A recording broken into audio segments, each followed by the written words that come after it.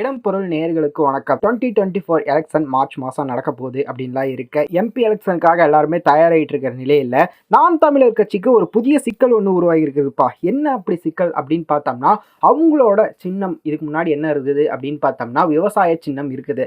ஆனால் அது இந்த தடவை கிடைக்கிறதுக்கு கொஞ்சம் சிக்கல் ஏற்பட்டிருக்குது. காரணம் என்ன அப்படின்னு பார்த்தோம்னா, விவசாய சின்னத்தை ஆந்திராவோட ஒரு கட்சிக்கு கொடுத்துருக்குறாங்க அப்படிங்கிற மாதிரி, பிஏபி அப்படிங்கிற மாதிரி ஒரு கட்சிக்கு கொடுத்துருக்குறாங்க அப்படிங்கிற மாதிரி இருக்க இந்த தடவை நாம் தமிழருக்கு விவசாய சின்னம் கிடைக்குமா அப்படிங்கிறது கேள்விக்குறியாக தான் இருக்குது.